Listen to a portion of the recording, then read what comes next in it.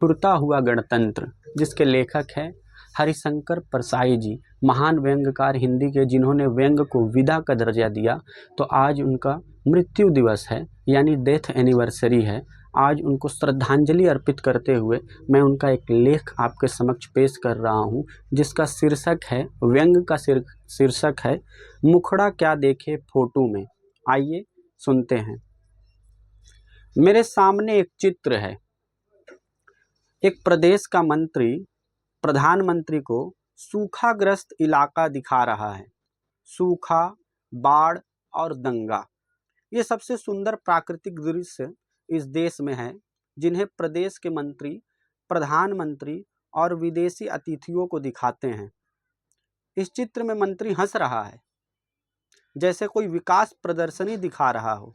सूखा दिखाते हुए यह मंत्री क्यों हंस रहा है? शायद हमेशा हंसने की उसकी आदत बन गई है, क्योंकि हर 6 महीने में कांग्रेस के नए नए गुटों की सरकार बनती रहती है, पर वह हर मंत्रिमंडल में रहता है। वह सरकार बनाने वाले गुटों को नेता से कह देता है, सरकार, कांग्रेस पार्टी एक मकान है, इसके मालिक बदलते रहते हैं, पर मैं तो इस मकान में झाड़ू लगाने वाला हूँ। वे मालिक थे तब उनके मकान में झाड़ू लगाता था, आप नए मालिक हैं तो आपके मकान में झाड़ू लगाऊंगा। निरंतर कांग्रेस पार्टी के मकान में झाड़ू लगाकर मंत्री बने रहने की सफलता में शायद वह हंस रहा है। फिर हर साल तो सूखा पड़ता है, कोई कब तक उदास होकर उसे दिखाए। एक दूसरी बात भी मेरे मन में उठती है, सार्वजनिक जीवन जीने में हर वह मौका जहां कैमरा हो, उत्सव हो जाता है और उत्सव के नायक हंसने लगते हैं। दूसरा एक चित्र है, किसी देश के राजदूत अपने एक प्रदेश के स्वास्थ्य मंत्री को बाढ़ पीड़ितों के लिए दवाइयाँ भेंट कर रहा है। बाढ़ में सैकड़ों गांव मिट गए, हजारों जानें गई, कलेरा फैल जाने से लोग तड़ातड़ मर रहे हैं। ऐसे में राजदूत को रोते हुए दवाइयाँ देना था और अपने मंत्री को रोते हुए लेना था, मगर विदेशी राजदूत मुस्कुरा रहे हैं और अपना यह बोदा मंत्री हंस रहा है। राजदूत कह रहा होगा, आपके देश में बाढ़ की तबाही देखकर हमें बड़ी प्रसन्नता है, कलरा फैल जाना हमारी प्रसन्नता को और बढ़ाता है। इस खुशी के मौके पर हम ये दवाइयाँ आपको भेंट कर रहे हैं, आशा है ऐसे शुभ अवसर आगे भी आएंगे। और अपना यह मंत्री कह रहा है, हमारे लोगों की तबाही देखकर आप खुश हुए, जानकर हम कृतार्थ हुए। हम कोशिश करेंगे कि अगले साल इसी मौसम में इससे ज़्यादा तबाही हो। यह सब कैमरे के कारण होता है।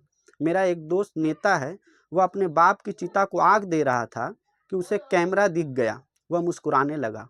वह फोटो अखबारों में छपी। मैंने उससे कहा, यार तू पिता को आग देते वक्त मुस्कुराने क्यों लगा?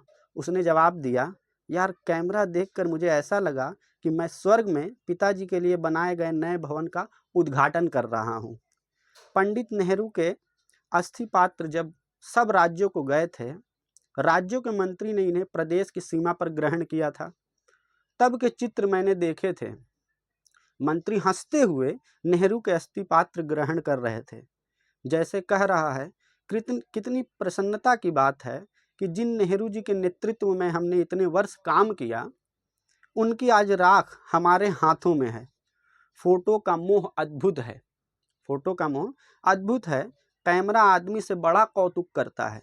जब कैमरा इजाद नहीं हुआ, नरसिसस पानी के कैमरे में अपनी फोटो देखता था। वह अपने पर इतना रिझ गया कि मर गया। अपने पर रिझने वाले अक्सर मरते देखे हैं।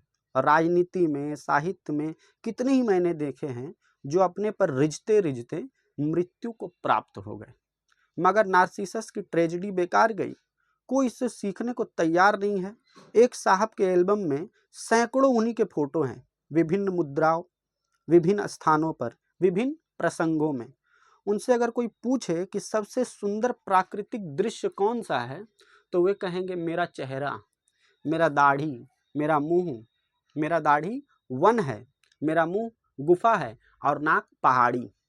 अगर कोई कलाकार लैंडस्केप चित्रण के लिए सुंदर दृश्य की तलाश में हो, तो वह कहेंगे, इधर उधर भटकते हो, मेरा चेहरा तो हाजिर है, इसी का चित्रण करो।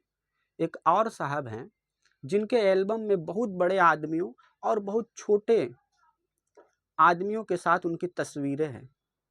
मैंने इसका रहस्य जानना चाहा तो उन्होंने समझाया, देखो भाई, जब कभी मन में उच्चता की भावना जागती है और अहंकार का अनुभव होता है तो फौरन किसी बड़े आदमी के साथ खिंची अपनी फोटो देख लेता हूँ, सोचता हूँ मैं कितना छोटा हूँ और अहंकार का लोप हो जाता है। जब मन में हीनता जागती है तब किसी छोटे के साथ खिंची फोटो देख लेता हूँ और सोचता हूँ मैं दूसरे की तुलना में काफ़ी बड़ा हूँ। बस हीनता भाग जाती है। बहुत लोगों के लिए ताजमहल तुच्छ है अगर वे उसके साथ फोटो में नहीं खींचे हैं। कोई प्राकृतिक दृश्य कितना ही अच्छा हो, बेकार है अगर वो उसके बीच में फोटायुक्त नहीं हुए हैं। मैं एक साहब के साथ उनकी कार में लंबी यात्रा पर गया था। हम 4 मित्र थे। एक मेरे पास कैमरा था, एक के पास कैमरा था। रास्ते में कोई सुंदर दृश्य दिखता तो कार रुकवाते, हम लोग तो दृश्य का मजा लेते, पर वो उनके संदर्भ में अपने को जमा कर कहते, फोटो खींचो। अच्छी पहाड़ी दिखी तो हम तो उसको सौंदर्य को देखने में लगे, पर वो उसकी तरफ पीठ करके खड़े हो गए और बोले फोटो खींचो। कल कल करता झरना बह रहा है, हम उसे देख रहे हैं, पर वो बीच में एक चट्टान पर खड़ा होकर कह रहे हैं फोटो खींचो।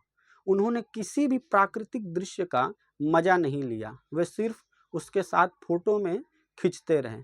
बड़ा आदमी भी एक तरह का लैंडस्केप है जिसके साथ फोटो प्रेमी खींचना चाहता है। बड़ा आदमी सिर्फ सुंदर ही नहीं होता, कुछ फायदा करने वाला भी होता है। भेड़ाघाट के जल प्राप्त से शिक्षा मंत्री ज़्यादा सुंदर प्राकृतिक दृश्य है। यह मैंने खुद एक बार देखा था। जब प्रपात को कोई नहीं देख रहा था, सब मंत्री को देख रहे थे। मंत्री तो दूर, कलेक्टर भी ताजमहल से भव्य होता है। हाँ, ताजमहल परमिट नहीं दे सकता, पर कलेक्टर दे सकता है। समझदार आदमी ताजमहल को छोड़ कलेक्टर के साथ फोटो खिंचवाने की कोशिश करेगा। बड़े के साथ फोटो खिंचवाने की कसमकस मैंने देखी थी। एक समारोह उद्घाटन करने मुख्यमंत्री पधारे थे। उद्घाटन के बाद फोटो ग्रुप होना था। उनके दाहिने कौन बैठेगा यह तय था। स्थानीय संसद सदस्य को हटना असंभव था। बाएं बाजू उनकी बगल में बैठने के लिए मेरे 2 आदरणीय साहित्यकारों में कसमकस थी। दोनों बाएं बाजू उनसे सट कर चल रहे थे। कभी एक पास हो जाता और कहता, आपका स्वास्थ्य कैसा रहता है अब? फिर दूसरा उनके कोहनी से हटाकर पास हो जाता और कहता, आप बीमार होते हुए भी तिल तिल करके अपने देश के लिए अपनी प्राण दे रहे हैं। मैं पीछे इस सर्कस को देख रहा था। जिसे किसी के साथ फोटो में नहीं खींचना, वह बड़ा सुखी प्राणी होता है। लेकिन बिना इस तरह की कसमकस के सहज ही बड़े आदमी के साथ हो जाने की एक तरकीब मैंने देखी और चकित रह गया। जब खुश्चेव और बुल्गानिन भारत यात्रा पर आए थे, तब का चित्र मैंने एक संसद सदस्य के कैमरे में टंगा देखा। खुश्चेव और बुल्गानिन के साथ जवाहरलाल नेहरू और डॉक्टर राजेंद्र प्रसाद खड़े हैं। पीछे तीसरी पंक्ति में वह सदस्य खड़े हैं और 2 आदमियों के कंधे के बीच से झांक कर कैमरे से कह रहे हैं, यार जरा मेरा भी ख्याल रखना। चित्र के नीचे संसद सदस्य ने लिखा है, रूसी प्रधानमंत्री बुल्गानिन तथा पार्टी नेता खुश्चेव के साथ संसद सदस्य अमुक जी। चित्र में जवाहरलाल नेहरू तथा डॉक्टर राजेंद्र प्रसाद भी दिखाई पड़ रहे थे। नॉर्थ एवेन्यू में किसी संसद सदस्य की बैठक में एक चित्र अभी भी टंगा मिल जाएगा। यही सब गोलमाल देखकर कबीर ने कहा था, तेरे दया धर्म नहीं मन में।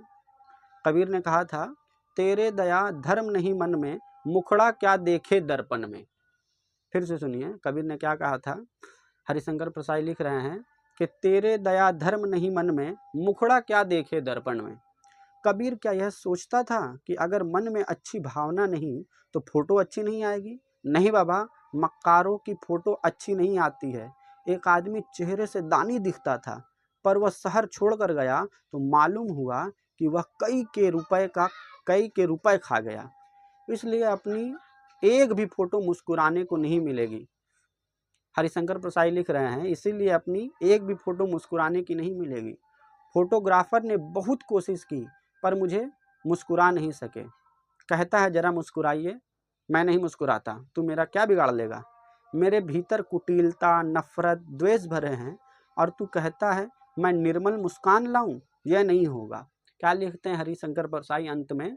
दुनिया भर की लुच्चाई है छोटू में, दुनिया भर की लुच्चाई है छोटू में, मुखड़ा क्या देखे है फोटू में। दुनिया भर की लुच्चाई है छोटू में, मुखड़ा क्या देखे फोटू में। धन्यवाद। और मैं सभी को यही कहता हूँ कि आप